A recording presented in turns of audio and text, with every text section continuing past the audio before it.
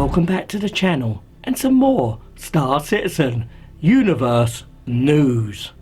Now on this week's Aroundiverse, hosted by Sandy Gardner and Chris Roberts of course, there was a very detailed report from the Austin studio by Jake Ross, and here's some of what he told us. Now Jake told us about the work in Austin. They're continuing to design new shops for upcoming patches after 2.62, but a lot of the work is going into the economy. Now basically the economy is going to be very dynamic, and at first though there's going to be a small range of basic goods which we'll be able to trade. Things like ore, gas, medical, food and vice. Now vice will include illegal things which you can trade, like drugs and other illegal substances. Now obviously they will move on to more variable and different goods in the future, like gold and hydrogen and rations.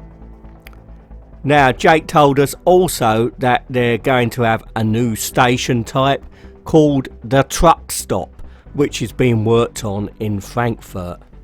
Now you're going to have a place to sell all your commodities at stations, so they're actually going to bring in a new shop type called the admin office, and that will handle the selling and buying of goods, and there'll also be jobs there as well. Now Jake also told us that they're trying to improve the animations for the crew when they're in the mess hall on the Idris, so that they can eat in an authentic manner and also exit the tables properly as if they were a real person. Now there's also work going on the female character for animations as well. There's also ongoing work for the lighting for Squadron 42. Now Austin's working on a number of ships, some of them in collaboration with Foundry 42 in the UK. Now they showed us some very interesting work on the inside of the Drake Cutlass Black, how they've taken some of the components out of the Caterpillar to give it the authentic Drake look. So that makes sense because they are both Drake ships. They look very nice indeed.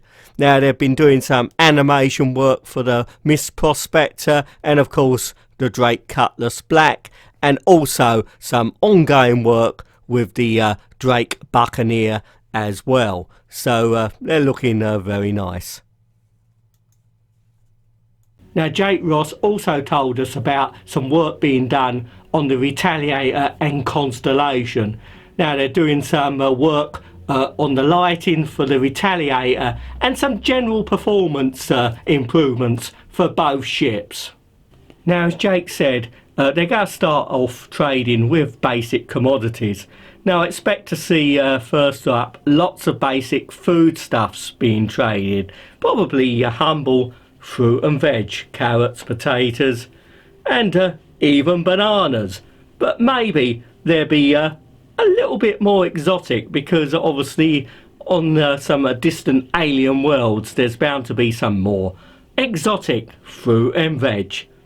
Now also in Aroundiverse there was a very detailed look at how they create weapons for the game, and here's some of what they showed us.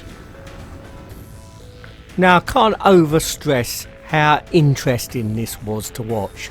Now this was a long piece and it took us from the creation of weapons, the design of weapons through the weapons pipeline, animation of the weapons as well. A tremendous amount of work. Now it showed us various weapons work in progress, and in particular the Bearing P8 assault rifle, which will be being used in Squadron 42 as well. Now this is a long piece, as I said earlier, and I'll leave a link in the description so you can check out this piece and all the other pieces in this video yourselves. I highly recommend it to watch this.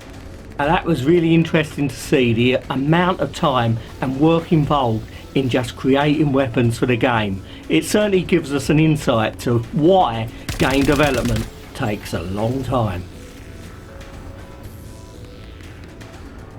Now, this week's happy hour was very interesting. It was hosted by Ben Lesnick and he was joined by Sean Tracy, Steve Bender and Jake Ross, and they answered questions from the community via Spectrum. Steve Bender talked a lot about his work for the game, and he actually demonstrated some of the animation moves for hand-to-hand combat, and as an assistant he actually used Sean Tracy.